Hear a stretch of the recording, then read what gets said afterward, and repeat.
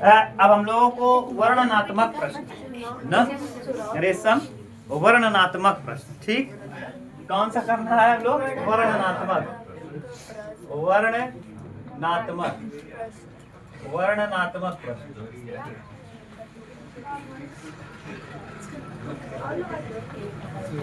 वर्णनात्मक प्रश्न का तीसरा है क्वेश्चन नंबर। तीसरा जो रहता है वो संस्कृत से रहता है, अनिवार्य संस्कृत से। पहले उसका संदर्भ लिखना रहता है, फिर तो आप लिखेंगे संदर्भ, और आपको यहाँ नंबर तभी मिलेगा संदर्भ का जब आप पाठ का नाम सही लिखेंगे। और पाठ का नाम पढ़ के आपको पता तभी चलेगा जब आप कई बार उसको पढ़े रहेंगे। जैसे देखो कुछ पाठ ऐसे हैं जिसको देखकर पता चल जाएगा उसमें नाम उसका निहित रहेगा, छिपा रहेगा। जैसे दिया है इसमें देखो, अस्माकम संस्कृति। अस्माकम संस्कृति यानी हमारी संस्कृति। तो इसका मतलब ये चैप्टर जो है भारतीय संस्कृति है, भारतीय संस्कृति। तो प्रस्तुत लिखेंगे, प्रस्तुत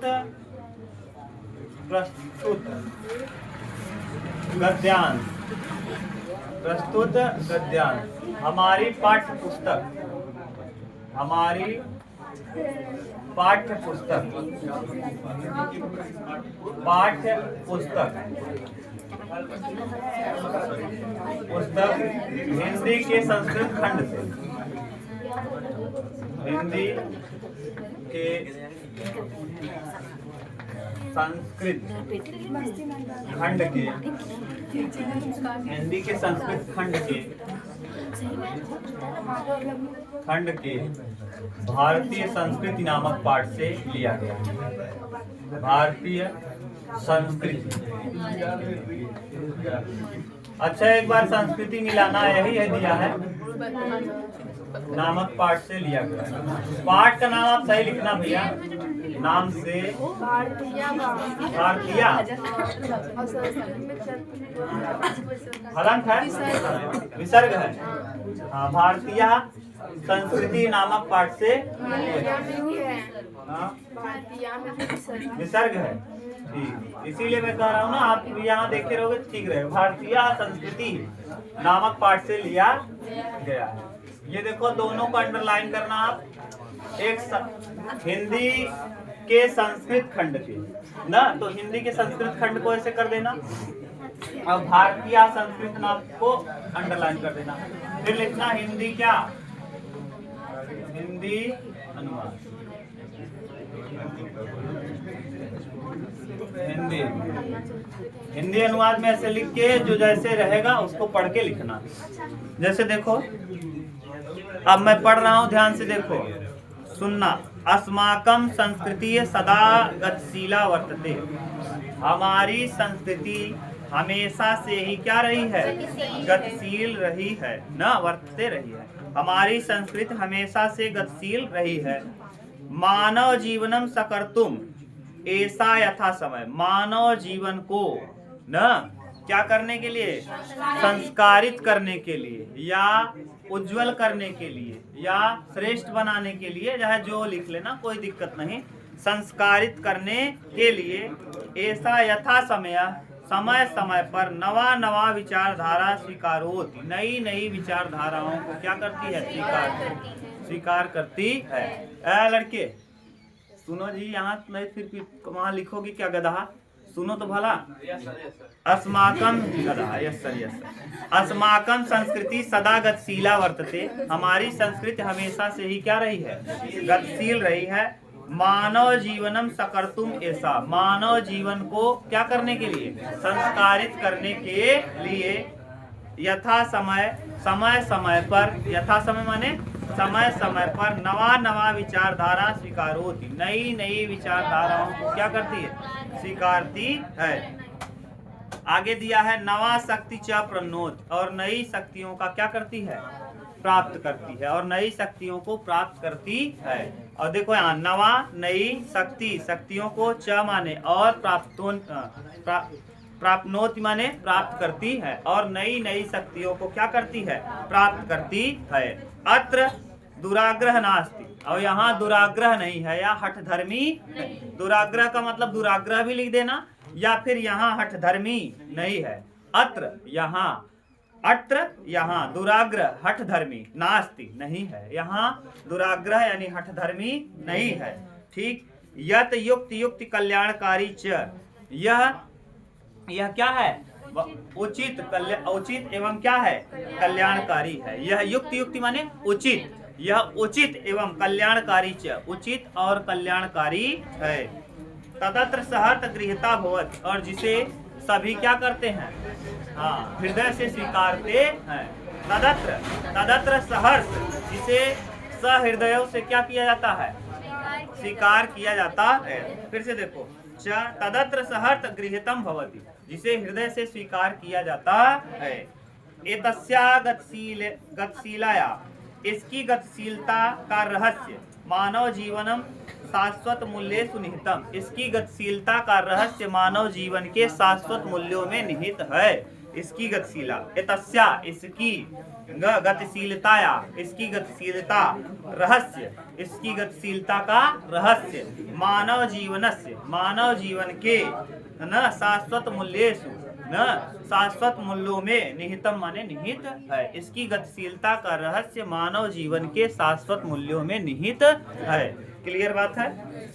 आगे, तद यथा सत्य निष्ठा प्रतिष्ठा, या तद यथा जैसे इसके सत्यनिष्ठा की प्रतिष्ठा, सत्यनिष्ठा और प्रतिष्ठा, सर्वभूतेषु संभाव, और सभी लोगों में क्या? समान भाव, विचारेषु औदार्यम, और विचारों में क्या? उदारता, और आचरणे दृढ़ता चेत, और आचरणों में दृढ़ता का भाव, आचरण में दृढ़ता का भाव। बस इतना लिखना था। ये इसका क्या था? हिंदी। कोई कंफ्यूजन नहीं ना? मैंने जितना पढ़ा है सब समझ में आया? खूब अच्छे से बता लोगे ना? यही लिखना रहेगा। संदर्भ लिखने के बाद इसको लिख दोगे तो हो जाएगा। अगर ये होता ना, अगर मेरे पास बोर्ड रहा होता तो मैं आपको बताता। देखो, जैसे यहाँ लिखा रहता कि अस्माकम संस्कृति, अस्माकम माने हमारी, संस्कृति माने संस्कृति, सदा माने हमेशा, गतिशीलाया माने गतिशील, वर्तते माने रहती है। तो हमारी संस्कृति हमेशा गतिशील रहती है। मानव जीवनम, तो मानव जीवन में सकर्तुम ऐसा यथा समय, मानव जीवन को संस्कारित करने के लिए, मानव जीवन को सकर्तुम संस्कारित करने के लिए, ऐसा यह यथा समय, समय समय पर नवा नवा विचारधारा स्वीकार, नए नई विचारधाराओं को स्वीकारती है। नवा शक्ति च प्रनोद, नई शक्तियों को प्राप्त करती है। अत्र दुराग्रह नास्ति, यहाँ कोई दुराग्रह नहीं है, या यहाँ कोई हठधर्मी नहीं है। और यत युक्ति युक्त कल्याणकारी, यह उचित एवं कल्याणकारी है। च माने है, और तदत्र सहर्त गृहीता भवति, जिसे सहृदय स्वीकारा जाता है। एतस्या गतिशीलताया, इसकी गतिशीलता का रहस्य मानव जीवनम शाश्वत मूल्यम निहित, इसके गतिशीलता का रहस्य मानव जीवन के शाश्वत मूल्यों में निहित है। तद यथा सत्यनिष्ठा प्रतिष्ठा, तब जैसे कि इसके सत्यनिष्ठा और प्रतिष्ठा, सर्वभूतेषु संभाव, सभी लोगों में समानता की भावना, विचारेषु औदार्यम, और विचारों में उदारता, आचरणे दृढ़ता चेत, और आचरण में दृढ़ता की भाव, दृढ़ता का भावना।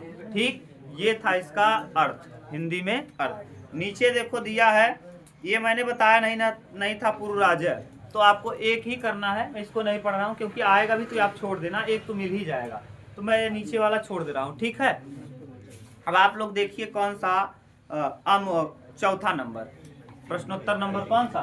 चौथे का।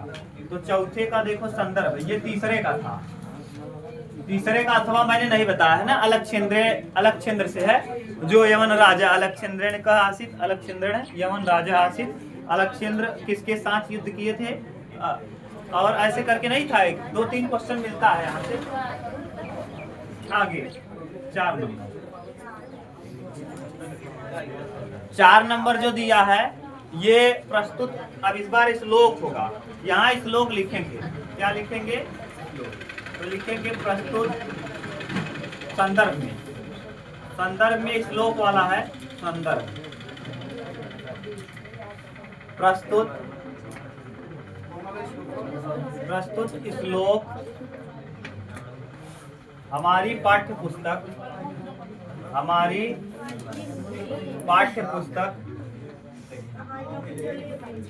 पाठ्य पुस्तक हिंदी के संस्कृत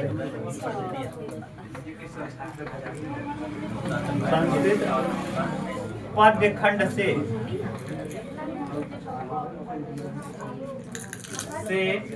लिया गया। हिंदी के संस्कृत पद्य खंड के प्रबुद्धो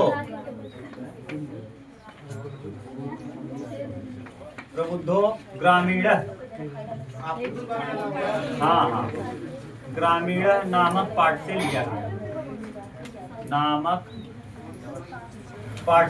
गया।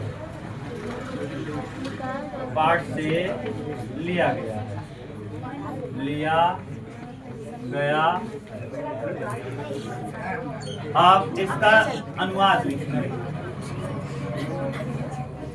अनुवाद मैं बोल दे रहा हूँ, देख लो। ये अनुवाद नहीं लिखा रहा हूँ, आपको मैं हमेशा लिखवा देता हूँ आपके नोट में, लेकिन इसको आप या इतनी बार आ गया ना, लिखवाने की जरूरत नहीं है। आपदो दूरगामी च साक्षरो न च पंडित आमुखा विस्फोट वक्ता संयोजन च, यानी पैर नहीं है फिर भी दूर तक जाता है। मैंने बताया था, ये जो ट्रेन में यात्रा करते हैं, एक शहर वाला आदमी अपने आप को डिंग डांग दिखाता है, सोचता है कि हाँ, गांव वाले लोग जो होते हैं बहुत अनपढ़ होते हैं, तुच्छ होते हैं, उनको ताना कस रहा था। तो गांव वाला एक व्यक्ति जो पढ़ा लिखा था, वो गुस्से में खड़ा हुआ और उससे बहस कर लिया। तो फिर उसने कहा कि मैं एक प्रश्न पूछूंगा, एक प्रश्न आप पूछिए, पहेली पूछा जाएगा। जो पहेली का उत्तर नहीं दे पाएगा वो 10 रुपए क्या करेगा, देगा। तो ग्रामीण वाला व्यक्ति कहा पहले आप पूछिए शहरी वाले व्यक्ति को। तो शहर वाला व्यक्ति सोच रहा था मैं बहुत स्मार्ट हूँ, तो इसी से पहले पूछवाऊँ, ये पूछेगा तो मैं तुरंत बता लूंगा। तो कहा कि भाई आप भगवान आप ही पूछिए। तो जो शहर वाला आदमी था कहा नहीं आप पूछो, पहले आप पूछ लो फिर मैं पूछूंगा। तो जो गांव वाला व्यक्ति है वो पूछ लेता है, आपदो दूरगामी च, जिसके पास पैर नहीं है फिर भी दूर तक चलता है। साक्षरो न च पंडित, पढ़ा लिखा नहीं है फिर भी विद्वान है। पढ़ा लिखा नहीं है फिर भी साक्षरो न च पंडित अमुखम स्फुट वक्ता, मुख नहीं है फिर भी स्पष्ट बोलता है। चायो जानत सा पंडित, जो इसे जानता है वही विद्वान है। जो इसे जानता है वही विद्वान है। पंडित का मतलब विद्वान, जो इसे जानता है वही विद्वान है। तो कई कुछ टाइम तक सोचता है व्यक्ति, जो शहर वाला व्यक्ति है, सोचने के बाद अपने आप में शर्मिंदगी महसूस करता है और बता नहीं पाता। 10 रुपए देता है, फिर गांव वाला व्यक्ति कहता है कि आप पूछिए जरा, फिर से अब आपका नंबर है, मैंने तो आपसे पूछा आप नहीं बता पाए, आप हमको 10 रुपए दे दिए हैं, हो सकता है आप पूछें और मैं न बता पाऊँ तो मैं आपको दे दूंगा, आपका बच जाएगा। अब शहर वाला व्यक्ति कुछ टाइम तक सोचता है, लेकिन उसके दिमाग में एक भी पहेली याद नहीं आती है।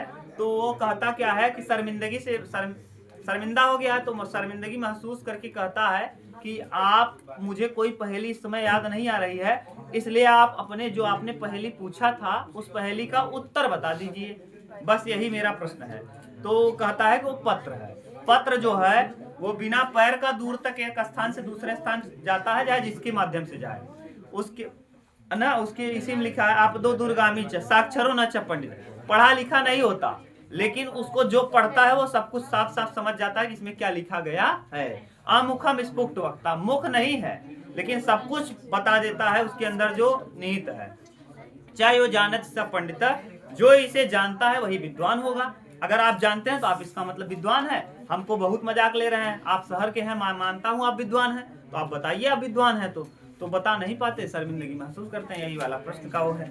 ठीक, अब आगे देखो, यथा सौम्य केन, ये लिखा गया है किससे जानते हो? लोहे से बने हुए वस्तुओं के लिए। लिखो इसका अर्थ। तो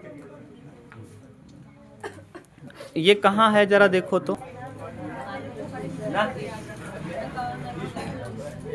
आगे देखो, अब अगला क्या है?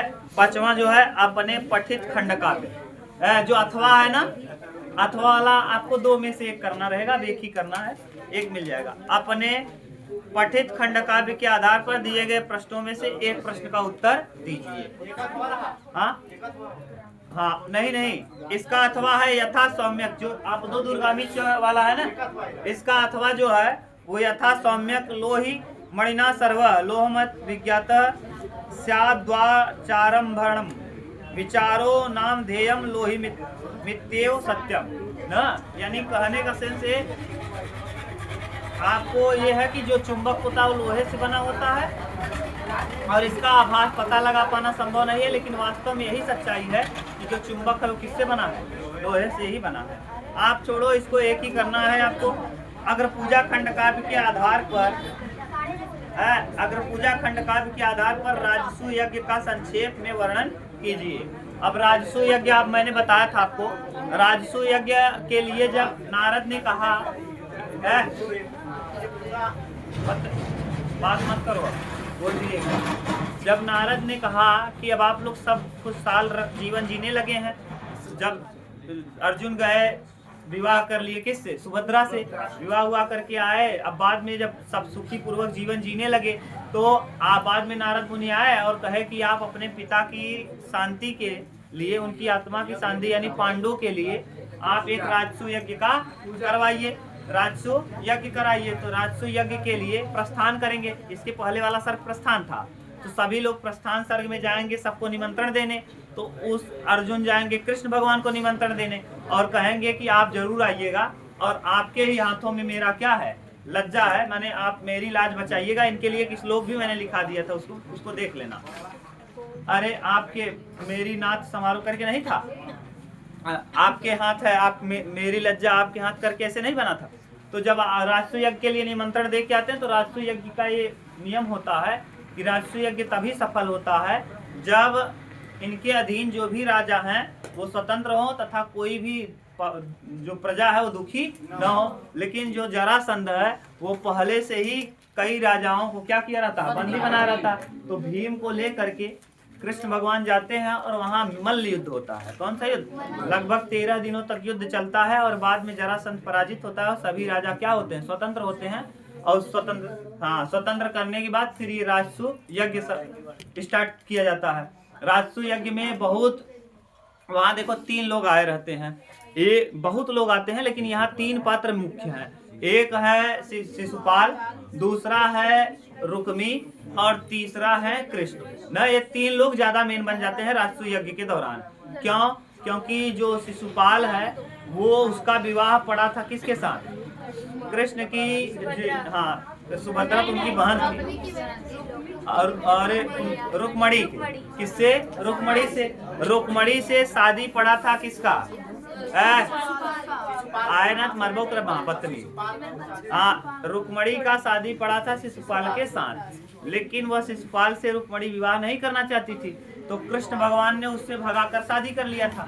किसे? रुक्मणी को। तो रुक्मणी से, और रुक्मी जो उसका भाई था, रुक्मी यानी रुक्मणी का जो भाई रुक्मी था, रुक्मी और शिशुपाल दोनों एक दूसरे के क्या थे, मित्र थे, दोस्त के साथ साथ वो चाहता था कि मेरी बहन इन्हीं शिशुपाल से विवाह हो जाए, मेरे जीजा भी बन जाए, दोस्त के साथ साथ क्या बन जाएंगे, जीजा। यही तो होगा भैया। तो हुआ क्या, कृष्ण भगवान ने भगाकर शादी कर लिया। तो पहले से दोनों लोग, रुक्मी भी और शिशुपाल भी, दोनों कृष्ण से जलते थे। अब हुआ क्या, स्वागत सबका किया गया, लेकिन जब कृष्ण भगवान आए तो इनका जो सत्कार किया गया वो अच्छे से किया गया, बहुत अच्छे ढंग से। किसका स्वागत किया गया? कृष्ण भगवान का। इसलिए रुक्मी और शिशुपाल दोनों लोग वहाँ उपहास करने लगे कृष्ण भगवान का। और जो रुक्मी था, जो शिशुपाल था, ये भगवान कृष्ण का क्या था, बुआ का लड़का था। किसका? बुआ का लड़का। तो कृष्ण भगवान ने अपने बुआ को ये दान दिया था, क्योंकि जब ये पैदा हुआ था तो भविष्यवाणी हुई थी कि आपके माने भाई के लड़के अर्थात कृष्ण के हाथों इनकी क्या होगी, मृत्यु होगी। तो इनकी बुआ रोने लगी थी, तो इन्होंने वरदान दिया था कि बुआ जाइए, मैं वरदान देता हूँ कि मैं आपके पुत्र के 100 गलतियों को क्या करूँगा, माफ कर दूंगा। ठीक इसी दौर में हुआ क्या कि कृष्ण भगवान के द्वारा दिए बार बार उपहास करता रहा, क्योंकि इसको पहले से ही जलन थी, उसकी पत्नी को लेके भाग गए थे। ये शादी तो उससे पड़ा था ना, तो ये जबरदस्ती शादी कर लिए थे, उससे वो दुखी था। और रुक्मणी का भाई, क्योंकि वो शादी पड़ा था उसका, रुक्मणी का उससे तो रुक्मी इसीलिए अब बार सभा में कृष्ण भगवान का क्या करने लगे, स्वागत हुआ और स्वागत के बाद फिर छोटे भाई युधिष्ठिर भीम अर्जुन नकुल और सहदेव ने कहा था कि इस राजसु यज्ञ में किसकी पूजा की जाए, तो सहदेव ने कहा कि इस राजसु यज्ञ में पूजा भगवान कृष्ण की जाए। इसी बात पर गुस्सा होकर के कौन, शिशुपाल इनको कहने लगा ये छलिया है, पाखंडी है ना, दुनिया भर का उल्टा सीधा इनके बारे में बोलना चालू करते हैं। और जब बोलते बोलते इतना हद पार कर जाते हैं कि ये भूल जाते हैं कि मुझे 100 वरदान मिला है। इनके कमर में लगी होती है क्या, गुड़िया छोटी छोटी, वो धीरे धीरे गलना चालू होती है और अंतिम गलती जब इनका कर देते हैं 100वीं गलती, तो कृष्ण भगवान अपने सुदर्शन चक्र से क्या करते हैं, इनका गर्दन काट देते हैं। और इसके बावजूद भी जो यज्ञ है वैसे देखा जाए अगर आम आदमी के यहाँ ये यज्ञ होता तो क्या हो जाता, खंडित हो जाता। न कहते हैं अगर कहीं जान चला गया तो यज्ञ सफल नहीं होता, लेकिन ये तो भगवान है वहाँ।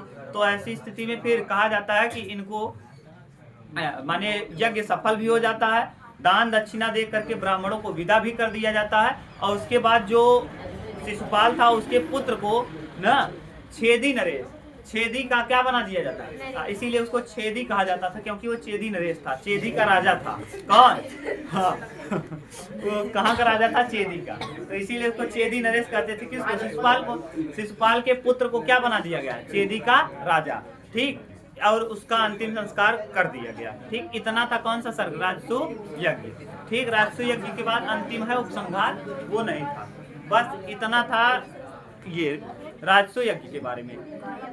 पहला सर्ग क्या था, पूर्वाभास, दूसरा समारंभ, तीसरा चौथा प्रस्थान, पांचवा राजसु यज्ञ, छठवां उपसंहार, छठवां ये था। बताओ कोई दिक्कत, सही है ना। आगे देखिए क्या कह रहा है, ये 5वां क्वेश्चन था। 6वां क्वेश्चन है, रामधारी सिंह दिनकर का जीवन परिचय लिखिए, या फिर डॉक्टर राजेंद्र प्रसाद का लिखिए, या पद्मलाल पुन्नालाल बख्शी। तो मैंने रामधारी सिंह दिनकर का जीवन परिचय लिखा दिया है ना। बिहार के बेगूसराय सिमरिया नामक गांव में हुआ था 1908 में। इनके पिता का नाम क्या था, हाँ बाबू रवि सिंह, बाबू। इनकी माता का नाम क्या था, मनरूप। इनकी पत्नी का नाम श्यामावती देवी, श्यामावती ना, इनकी पत्नी का नाम श्यामावती। ठीक, फिर मैंने बताया था ये बिहार के बेगूसराय जिले में थे, सिमरिया गांव था। हाँ, और ये द्वितीय राष्ट्र कवि कहे जाते हैं। कौन से, रामधारी सिंह दिनकर द्वितीय राष्ट्र कवि। द्वितीय राष्ट्र कवि क्यों कहे जाते हैं, क्योंकि इनकी जो रचनाएं होती थी वो रचनाएं किस तरीके की होती थी, देश प्रेम में, तो इसीलिए इनको द्वितीय राष्ट्र कवि कहा जाता है। प्रथम राष्ट्र कवि मैथिली शरण गुप्त को कहा जाता है। किसके लिए कहा जाता है, भारत भारती के लिए। कब लिखा गया था भारत भारती, 1912 में, 1900, ये मैंने बता दिया था आपको। और इनकी जो मृत्यु हुई थी, हाँ 1987 में, 1987 इनका मृत्यु अप्रैल था, 30 अप्रैल था क्या, 24 अप्रैल 1987 में इनकी 1974 अप्रैल था, 24 अप्रैल 1974 इनकी मृत्यु हो गई थी। और हाँ तमिलनाडु में हुआ था। और ये बार बार कहीं कहीं घूमा करते थे। ये सांसद भी रहे थे, राज्यसभा के सांसद भी नियुक्त हुए थे इनको। हाँ, रामधारी सिंह दिनकर। हाँ, ये राजेंद्र प्रसाद तो वो थे क्या, राष्ट्रपति थे। अब ये रहे होंगे जहाँ से भी ये नहीं पता, लेकिन ये राजनीति में भी भाग लिए थे। और दूसरी बात इनके बारे में ये लिखना है, इनकी प्रमुख रचनाएं कुछ महत्वपूर्ण है। कौन कौन है, रश्मि, हाँ हुंकार है, कुरुक्षेत्र है न, रेणुका है, पल्लव है, वीणा है न, कुरुक्षेत्र बता दिया। हाँ, संस्कृति के 4 अध्याय, संस्कृति के 4, इतना लिख देंगे। आप परशुराम की प्रतिज्ञा, अर्धनारीश्वर उजली आग, अर्धनारीश्वर उजली आग, ये सब रचनाएं इन्हीं का है, इतना लिख देना। ठीक, अरे बहुत है, हुंकार है, वीणा है, पल्लव है, रेती के फूल है, बहुत सारी रचनाएं लिख देना, जितना याद रहेगा उतना लिखना। ये था। आगे देखिए, महादेवी वर्मा का है सूरदास। तो महादेवी वर्मा का भी मैंने लिखा दिया है, सूरदास का मैंने लिखा नहीं है। जब मैं पढ़ा रहा था जीवन ओ हाँ हिंदी साहित्य तब मैंने बताया था। हाँ 1478 ईस्वी में, ठीक। हाँ रुनकता नामक स्थान पर ना। चलो आगे देखो, अपनी पाठ्य पुस्तक से कंठस्थ कोई एक श्लोक लिखिए जो इस प्रश्न पत्र में। अब अपदो दूरगामी च नहीं लिख पाओगे। क्यों नहीं लिख पाओगे? क्योंकि वो आ चुका। तो अब लिखेंगे सर्वे भवन्तु सुखिनः, सर्वे सन्तु निरामयाः, सर्वे भद्राणि पश्यन्तु मा कश्चित् दुःख भाग्। इसको न लिख करके दूसरा भी आप लिख सकते हो। कौन सा? बंधनम मरणम वापि जयो वापि उभयत्र समो वीर भाव ही वीरता। इसीलिए मैंने याद करा दिया दोनों तीन। आगे, वाद विवाद प्रतियोगिता में प्रथम स्थान प्राप्त करने के लिए अपने चचेरे भाई को बधाई। अब आपको वही लिखना अनौपचारिक ना, चचेरे भाई को जो भी लिखना हो, प्रिय जो भाई का नाम हो, प्रिय मोहन, प्रिय रोहन, जो भी रहा हो भाई के नाम, हाँ जो भी रहा हो उसको बधाई पत्र लिखना है। या अपने विद्यालय में पत्र पत्रिका नहीं मंगाई जाती है, इसलिए शिकायत करके प्रधानाचार्य को एक पत्र पत्रिका नहीं, प्रबंधक को लिखा। हाँ चाहे जो लिखना लिखिए। अब निम्नलिखित में से किन्हीं दो प्रश्नों के उत्तर दीजिए। अब उत्तर देना है, देखो, वाराणसी केसा संगम स्थली अस्ति। वाराणसी विविध धर्माणाम संगम स्थली अस्ति। वाराणसी जो है विभिन्न धर्मों की क्या है? संगम स्थली है। भूमे गुरुतरम की मस्ति, भूमे गुरुतरम माता ना। बस दो ही लिखना ही है, तो दो प्रश्न हो गया। ये दो प्रश्न कंप्लीट हुआ। अब आपको करना है अगला क्वेश्चन, अगली वो ना। बस देख लो, अगर कहीं दिक्कत हो तो बोलो। सही है।